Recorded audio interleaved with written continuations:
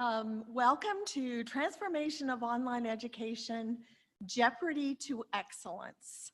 I'm Sherrell Wheeler. I'm the Director of Online Quality Assurance and a Professor of Business at New Mexico State University in Alamogordo. I'm here to share with you our story of how we went from an institution that was about to lose its ability to offer online based on an accreditation visit to, we are known around the state. Everyone knows that NMSU Alamogordo has an outstanding distance education program. We're known around the United States for what we've done in a very short period of time. So I am going to share that. Once upon a time, there was a college in southern New Mexico, and we're a small college, where the faculty wanted, there was an initiative to increase our enrollment. So a group got together, and this group decided that the best way to do that was to go online, and no one in our system really had done a lot of online, so we were going to be the first ones. So they did some training, they built a few courses, and they started online. The problem was that the number of people we had on campus just skyrocketed. People from all the colleges, we're a 5-system college, they were all wanting to take these online courses. So enrollment skyrocketed. So they might have an online English that had been designed with trained people, but guess what? They needed 2 or 3 sections, so they would just add more teachers at the last minute, just putting something together. So as you can imagine, that didn't go well. It went on for several years, and then we had an HLC visit in 2013. So it was our regular HLC visit, but we had asked for a substantive change to go from offering 20% of our programs online to offering 50%. Now you don't do that anymore. Now we're all at 100 or we're all at 0. But we were like the last college where you had to apply to make that change. So in our visit, they brought some online experts, and they, before they even got there, they asked to see 20 of our online courses. Now we didn't get to pick those 20. They told us which 20, and they wanted access to them. We gave them access. I looked at the list and I had a heart attack. They were the worst 20 classes I think we offered on campus, which was a good thing and a bad thing. I'll tell you a little bit more about that.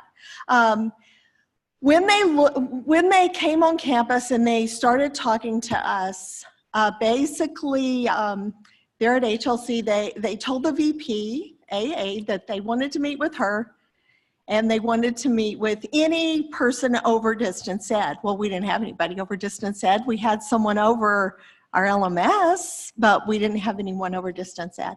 I had just came to the college a couple of years before that. I'd been an administrator in Texas. I'd also gone to a QM conference. They were talking to me about the possibility of bringing QM to our campus. So I was invited to that 7 o'clock meeting. In that meeting, we were basically told, you have 3 weeks to come up with a plan to improve distance ed. If it's not something we will approve, you will no longer offer online education. 60% of our headcount wasn't online. Do you know what happens if you lose 60% of your headcount? You shut your doors. So I want to show you, our college is beautiful. It's in the foothills of the mountains. We have a gorgeous campus. On the homepage you saw it's our 60-year anniversary. It was like, we cannot lose the ability to offer online. So since 60% of our headcount wasn't online, we had to come up with a plan, and we had 3 weeks. So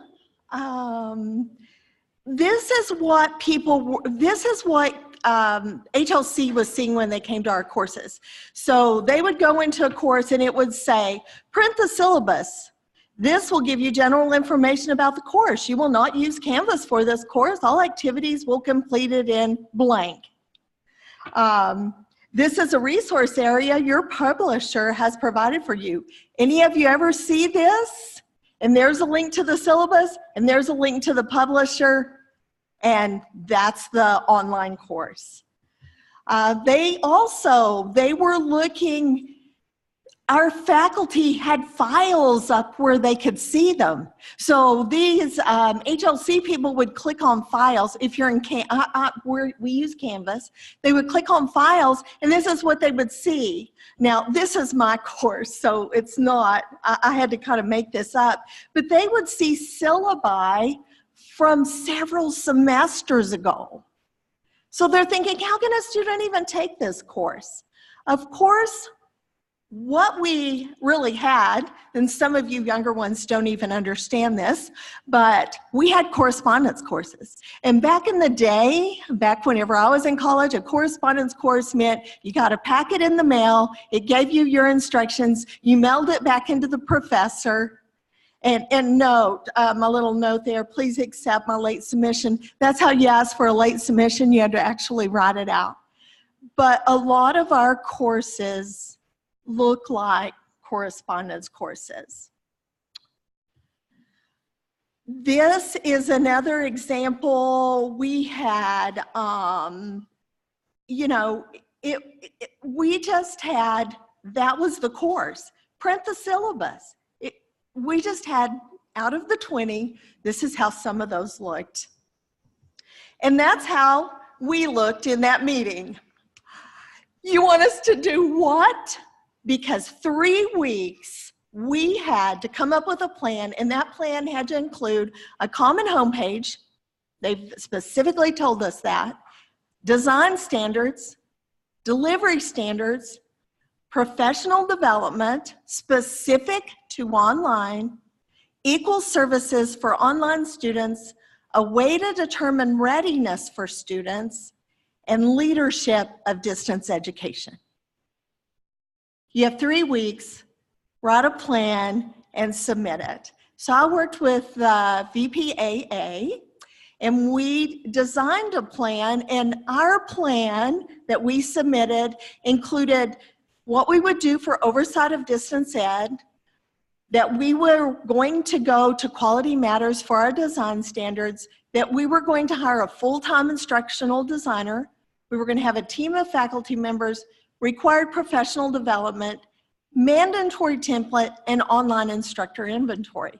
Now, I'll explain that more in detail and how we did that, but that's what the plan included.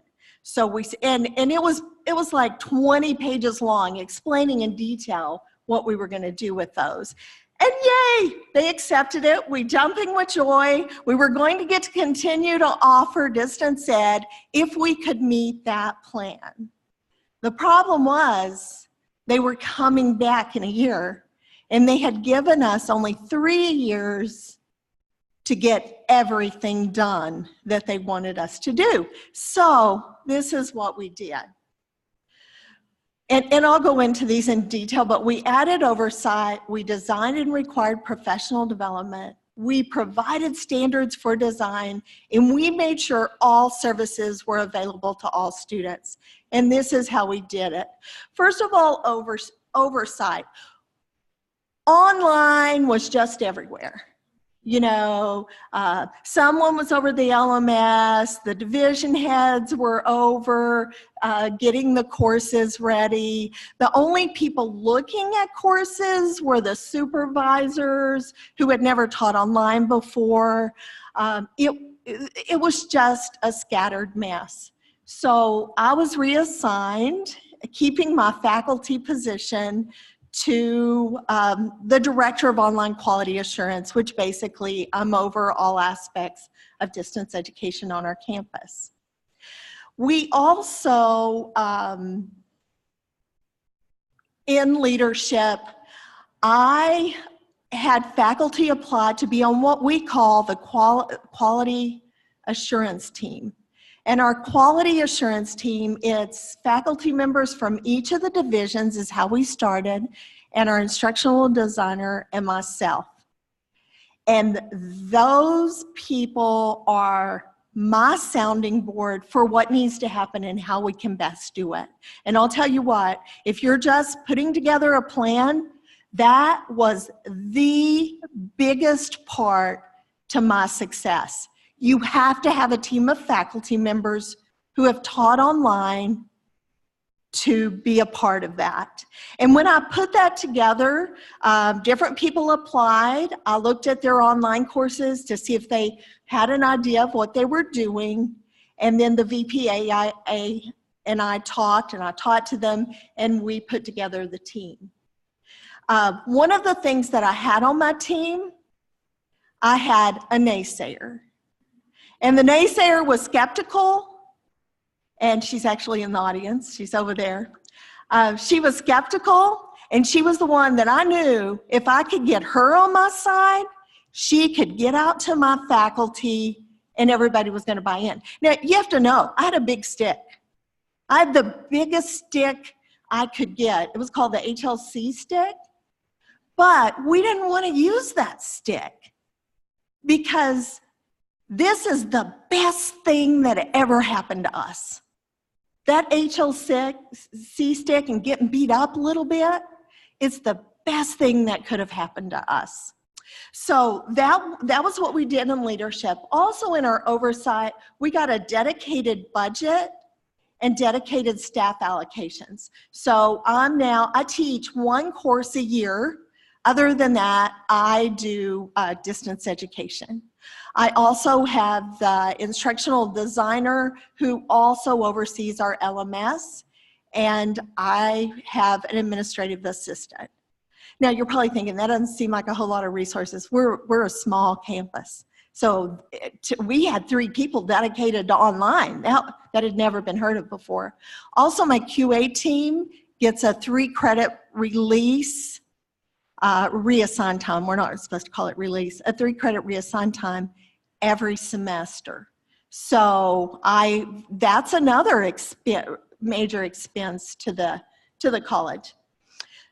And then of course I have a budget for my reviews and for my professional development and all that you'll see as we go through. We didn't have any guidelines. Everybody just did their own thing. So we designed a guidelines manual that includes what our expectation for online, and it's now all together in a little manual. We trained all online instructors. That had never been done before. And some of our faculty were like, I've been teaching online for 1,000 years and you can't make me take training. Well, guess what? It was take training or you were not going to teach online again. And we actually had some retire because they weren't willing to go through the training. And we had some say, I'll just teach all face-to-face. When 60% of your head count is an online, that's pretty hard to do when you're a small college. So some of them, even though they didn't want to, had to bite the bullet and go ahead and go through the training. We had online delivery standards that we designed.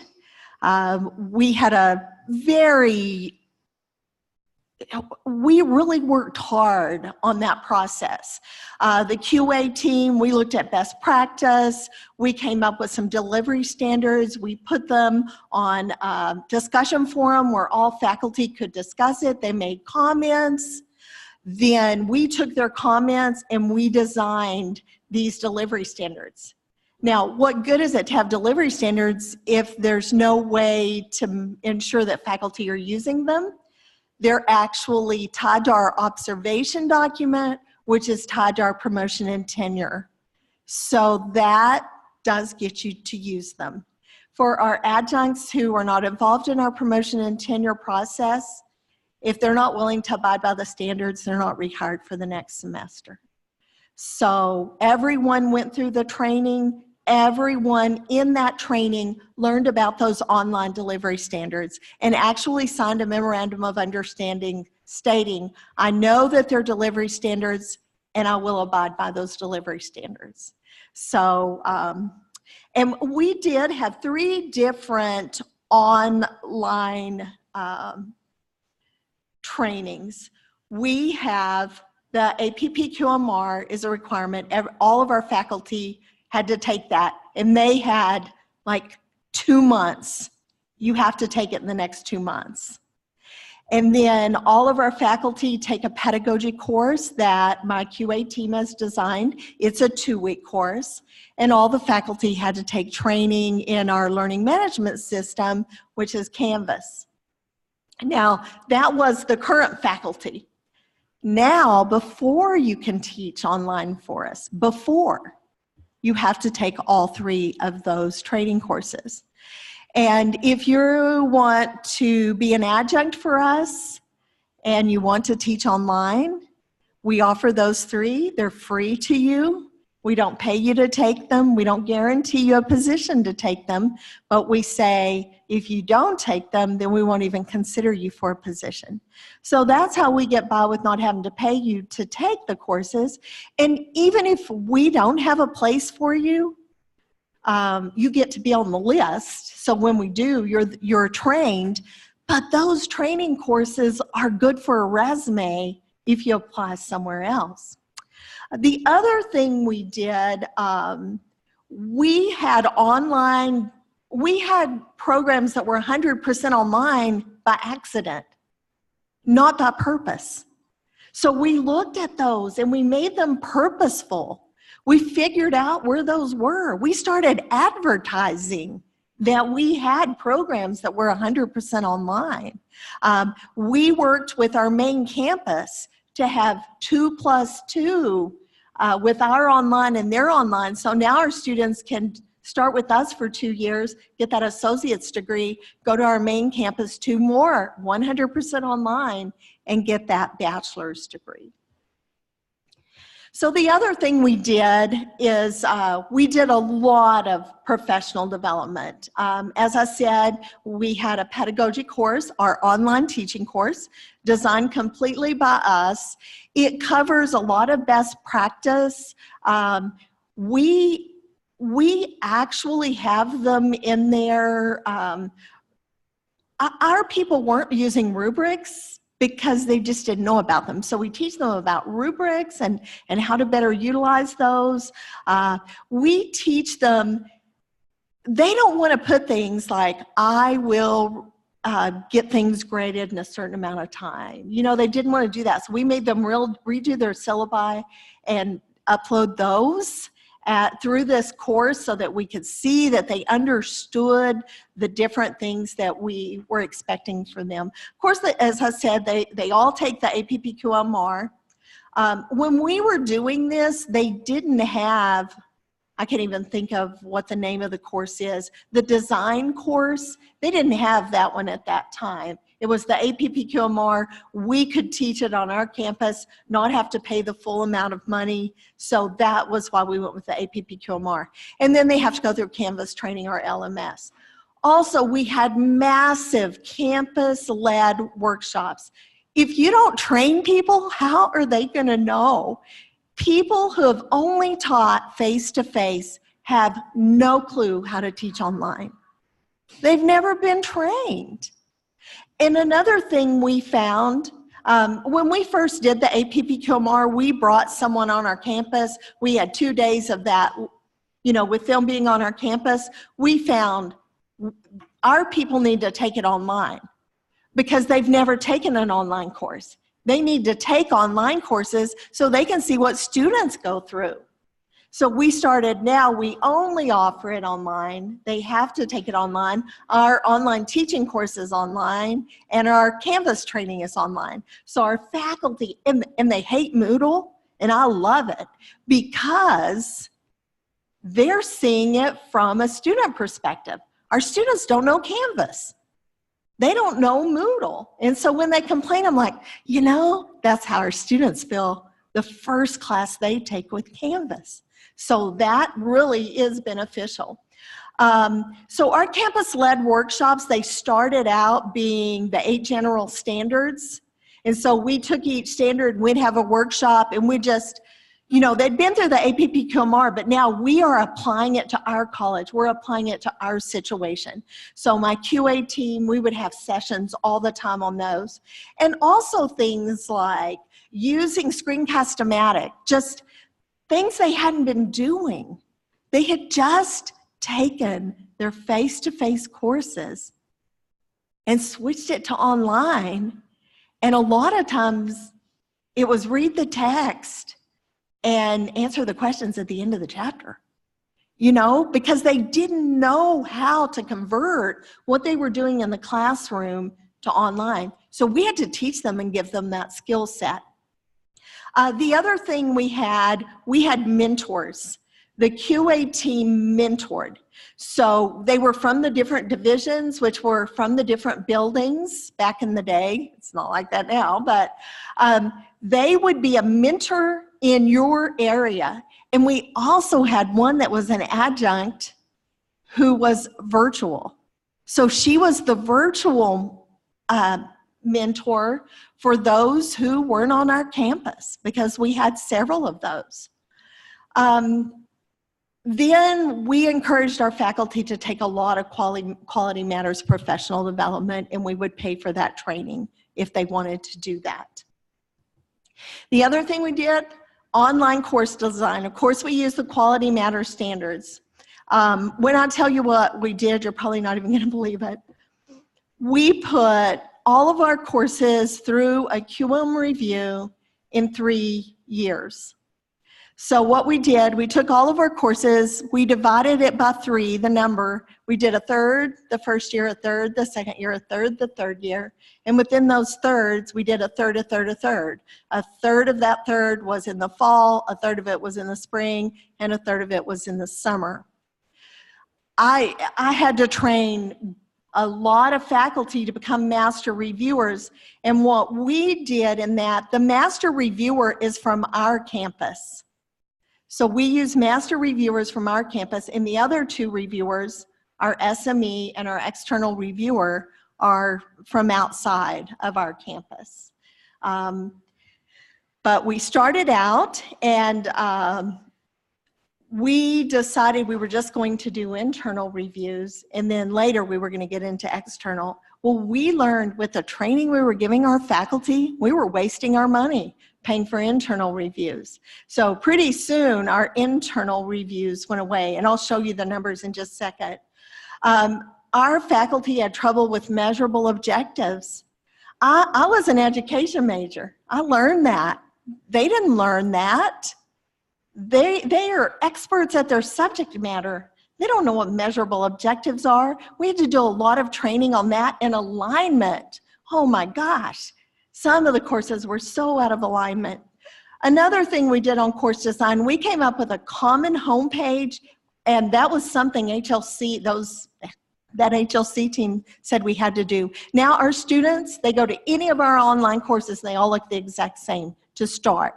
Now from there, they could do what they wanted to. We did also build a template that is for the Start Here module. It includes a lot of things that we do in common. You know, all of 7.1, 7.2, 7.3, 7.4 are covered in it. A lot of the 1 standards are covered in it. All of those, you know, things that are, we all have the same thing. Well, we designed a Start Here. We don't call it a template. We call it the shell, because the word template kind of has a negative connotation. We don't make that mandatory, but I would say, I bet you 90 to 95% of our faculty use it because it meets so many standards. If you just go in and we have little blanks where they put their information in it. Then also, even before QM had any of the accessibility level 3, we made that a priority. Everything was going to be captioned, and all of our courses were going to meet the accessibility standards. So that's another person that I got. I have a part-time transcriptionist who captions all of our videos, and she's amazing, and we couldn't do without her. So here's what we did. We started out thinking we were only going to do internal reviews. So in 2013, that was just that first year where we're training everyone.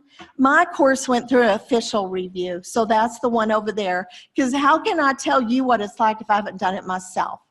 And then those 4 internal reviews that was my QA team, faculty. So they went through an internal review, and then in 2014, we immediately turned around and put those courses through an official review. So in 2014, we had 41 internal, we had 33 official reviews. Then you'll see how it started changing. In 2015, we learned we don't need to be having internal reviews because we were paying our internal reviewers. We had a 3-member team for internal reviews. I think that's really important. We had a master reviewer, we had an SME, or as close as we could get. And then we had the 3rd reviewer. We used the QM rubric just like it's designed. And I know a lot of people say, well, we use a modified one on the internal. You know, all 42 of those standards are really important. So we went ahead and we used the full rubric in doing all this. But we decided we were paying them just what we would have been paying an external reviewer for the internal. So we thought, these courses are so good now, we don't even have to do that. So you can see in 2015, we only had 7 internal. We had 47 official reviews. 2016, only 3 internals. We had 54 official reviews. And now the only internal reviews we do are pre-reviews. Your course cannot be taught until it's gone through a review. And those are internal reviews. That is now the only time we use internal reviews are for our pre-review process. And we don't even like to put it on the schedule until it's QM approved, but sometimes we know that the person's going to get it done. We'll put it on the schedule, but if it's not QM approved by the time it goes. Now this is internal, because someone said, well, I thought you had to teach it 3 times before you put it through a review. Not internal. It should be designed around those standards. So we should start out with all the standards in place, and then from there, you teach it, you modify it, and after they've taught it 2 times, then we put it through an official review. In 2018, we had 24 official reviews. We have 8 in review right now. One of those just met, so it should be 25 and 7. And then we had 7 internal reviews and 4 that are in the pre-review process. So as you can see, in 2018, we had 11 brand new courses that were designed around the QM standards. So we have about 200 courses, and all of them are now Quality Matters approved, except those in the pre-review process. And we did that in 3 years. We got them all reviewed in 3 years. I thought I went to the next page. Here is a copy of our template, what our homepage looks like. We wanted it to be basic, simple, and we didn't want it to be confusing to the students. So you can see over in the left, it has the AAA would be the course number, mine's BUSO 111 A20, and then the name of the course, and then the instructor, the email, phone, office hours, and then there's the start here. Every one of our courses looks just like this. All of our students are required to take orientation. They all see this in that orientation. So they know exactly what to do with our courses. Now, I don't know if you can see it, but there's a little line right there, and anything below that line, our faculty can do whatever they want to. They can't change above the line, but below the line, because we had some that went, oh, I have to have the link to my publisher material on my homepage. Oh. So, I mean, that's fine. As a matter of fact, I have a link to a major project that they work on for 8 weeks on my homepage. So they don't have to keep finding it in the modules over and over. So anything below that line, they can do whatever. Some of them said, you know, I have to have my picture on the homepage. Okay, well, below that line, you can do whatever you want to. So we did give them a little bit of freedom below the line. But what students really need to know above that line, They're all exactly the same. So another thing that HLC was not happy with us, and I think we're going to see this more and more, is they want to know that our services are for all of our students and not just for our face-to-face students. So here's what we did. We added on our homepage, it has a point of contact. And that point of contact comes to my office so they can say, you haven't graded my assignments in 3 weeks. I forward it to the proper division head, you know. So everything comes to me and then I filter it to IT, or if it's a Canvas issue, then my office handles it. If it's an academic issue, I forward it on to the appropriate division head. So students didn't know who they needed to go to get help. So that point of contact is now on all of our home pages. Student services, we brought student services in. We trained them how to use virtual meeting platforms. We got them all cameras in their offices, and we set up an area where they could hold virtual meetings with anyone who chose to do that. So if you're not on our campus, you do not have to come in for anything. We do everything away. And y'all have to know, we're a community college, so that was a big deal for us, because we're serving our community, but our community is massive. Our county is massive. And so we had people living out on the Indian reservation who needed to take courses, but they don't, it's trouble for them to come into our campus. Our business office, and student services, I said advising, that's the main one, but all of our services. So you can get enrolled, you can talk to advisors, you can talk to financial aid. Everyone's been trained and has the ability to have those virtual face-to-face meetings. That was one thing when HLC was at our campus. They said, the telephone's not a virtual meeting. You know, those students need to see you face to face so you can see what they need instead of just hear what they need. So some students don't want to use it. They just want to talk by phone, but it's available. Our business office, they can do all of that online. Our tutoring testing service, we've gone with Proctor Hughes, our testing service, but we also have tutoring that they can just contact our tutoring, and they have an area set up where they can go on and they can tutor people. And then we have another outside tutoring service that they can go and use too. That comes through our library services. Our library services are 100% online, and she has videos so that they can know how to use that without coming to the library to figure out how to do that. We have an online student orientation. We modeled it after our face-to-face, but they don't need to know where some of the offices are because they're not coming to campus. So we really looked at what does the online student use. And I'll tell you that student services did away with face-to-face. Now all students are taking an online version of our orientation. I'm not saying that's good. I'm just saying that's what happened. It really is a strong orientation. Welcome from the president. We talk about online courses. All of our students take an online course.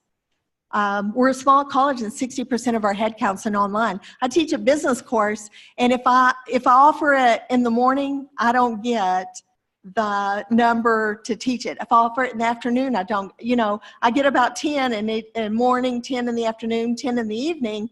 Well, you put those 30 together and you have an online course. So a lot of our courses are the only option is online.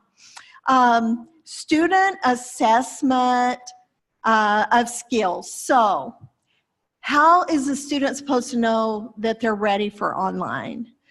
Within our orientation, we now have a little test, if you want to call it, a survey where they answer, and based on their answers, it tells them what they should do so that they can be successful in the course.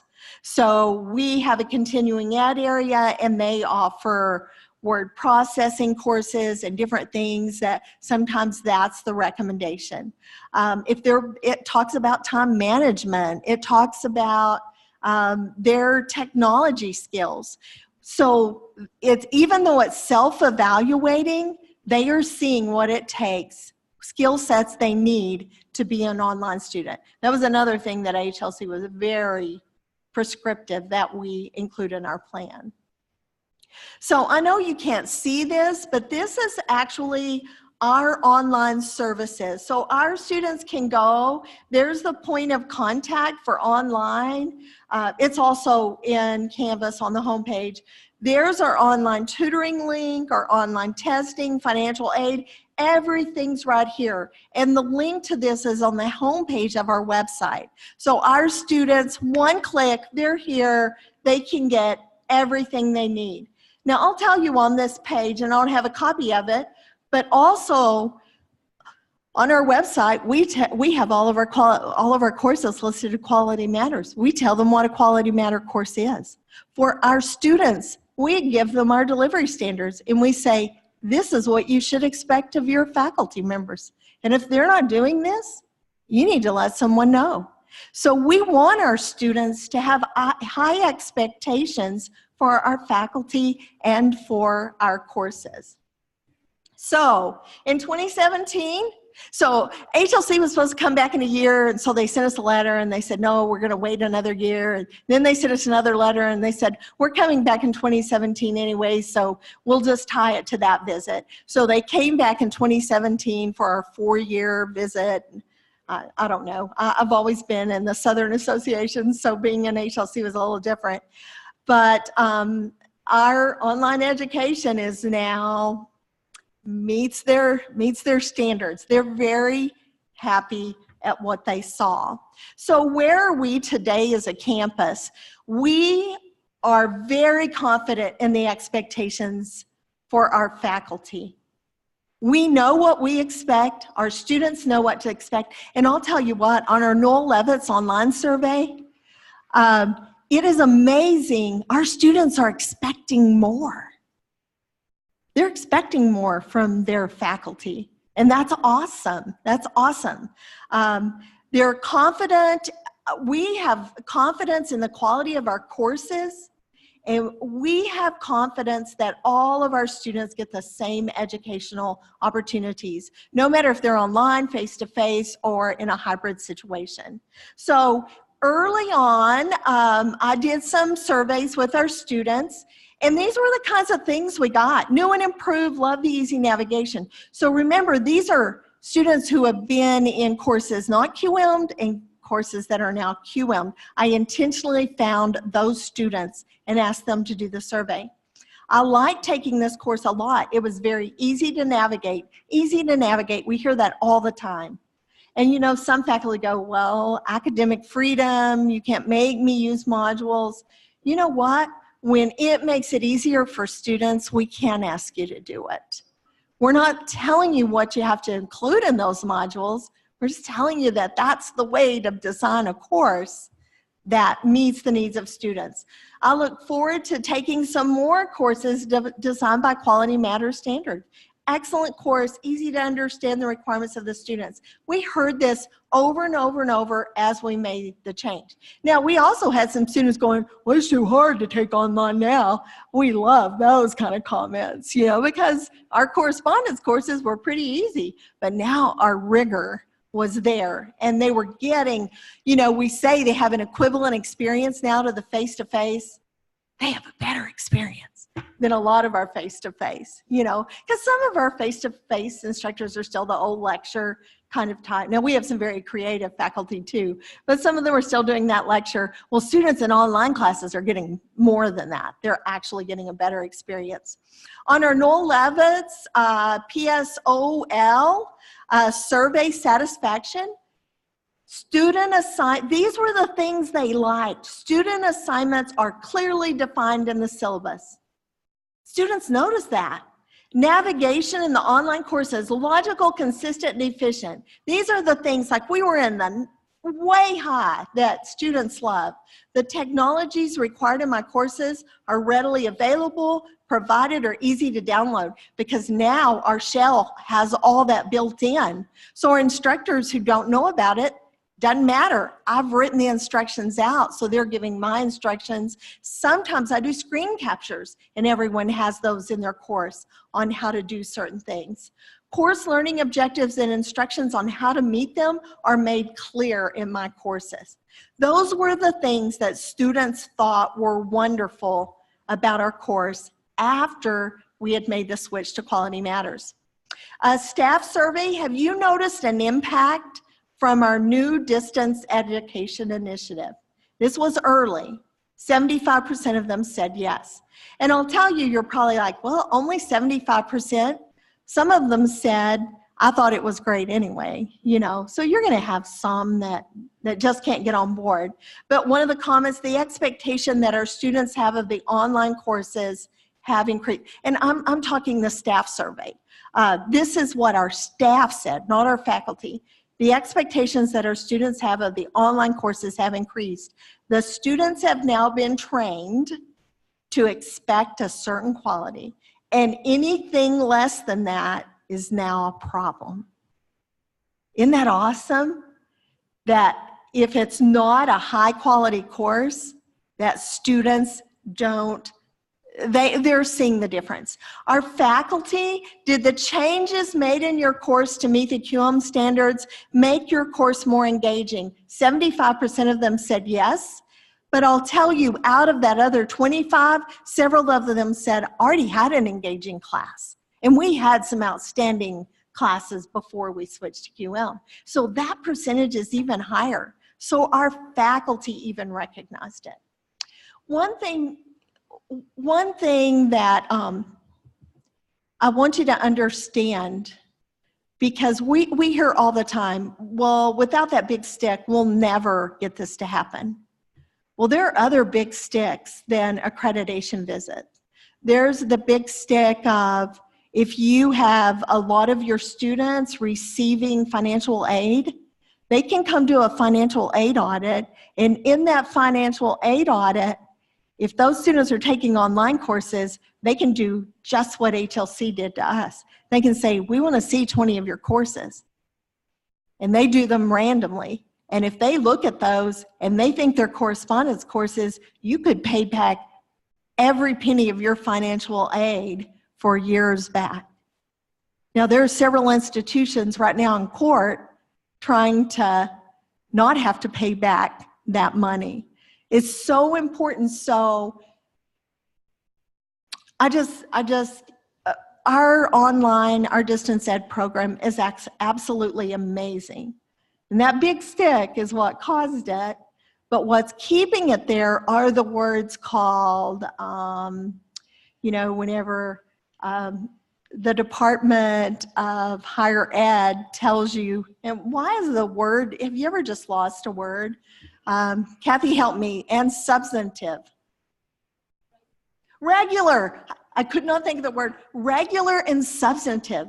Do you know those words? If you don't know those words and you're over online, you better learn those words, because that's what higher ed wants. One of our delivery standards actually requires that our faculty once a week give substantive.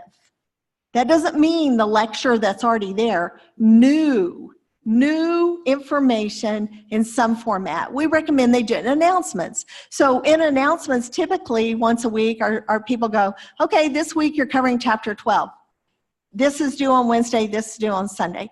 Now, we want them to bring a little bit of education into those announcements so we can claim we're giving them substantive information throughout the course. So that instructor is in that course. We have a delivery standard that states that all of our faculty actually have to give feedback once a week to every single student. So those math labs, different publisher materials, they're amazing. They are. A student goes in, they do a problem. If they get it wrong, it gives them that same problem, a similar problem. If they get it wrong, it gives them a video to help them understand it. Amazing. However, our students didn't think that they had an instructor because the publisher material was doing it all. So now we require that our faculty give feedback once a week to every single student. So our faculty have to be out in that publisher resource, and I think they were. They just weren't commenting to students, but now they have to give weekly feedback saying, you did a great job. I see you didn't have any issues. That's fine. Or I saw you got stuck on this concept. I can tell you got around it finally. But here's another way that you might try so you can better understand that. So now our students think that their tuition is going toward a faculty member who is trained in the, in the discipline of the course that they're taking. And I think that is very important. And you have instructors, just like the instructors I'm talking about at my campus, where I went to the VP and I said, the math teachers need to be teaching 4 times what the rest of us are, because they're grading 4 discussion forums a semester, instead of the rest of us spending 8 hours per class giving written feedback. But with this now, they're on the same level. They're having to go out and give that feedback to faculty. So the reason I was asked to make this presentation was because of the Making a Difference for Students. So in doing this initiative in 2014, our college was received the institution award for the Making a Difference for Students. And then in 2017, this conference last year, I was honored to be given the Making a Difference for Students award for an individual recipient. So, and they all lived happily ever after. That's where we are, at least until the next HLC visit. So I think we just have a few minutes. Does anyone have any questions? And if you do, if you'll raise your hand, they need to get you a mic. Yes, over here. And anyone virtually have a question?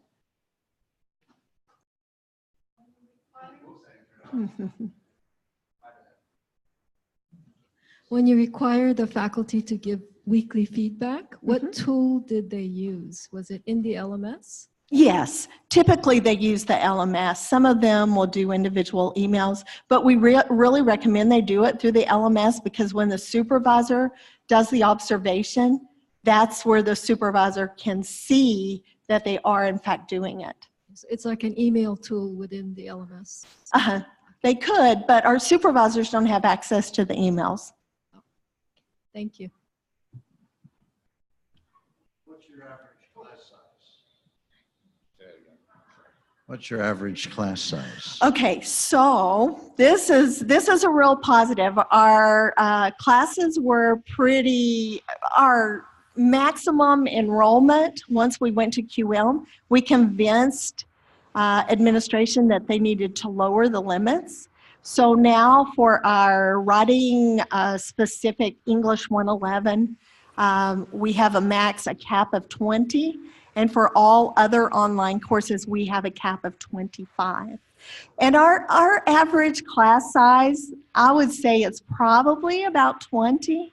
Our face-to-face classes are much larger than our online courses because it could have we don't have large classes. 40 is probably our largest class, but about 20. But it's great that we convinced the administrator, and let me tell you that our administrators also took the APPQMR, so that our VPs did, so that they could see and our division heads, they go through all the training, just like the faculty do. So that was really nice. They understand that. So I think our time's up. So thank you so much. That's my information. That's a website that you can go to, and you can look at you can look at our observation document, our delivery standards, everything's on that website. Thank you so much for coming this afternoon.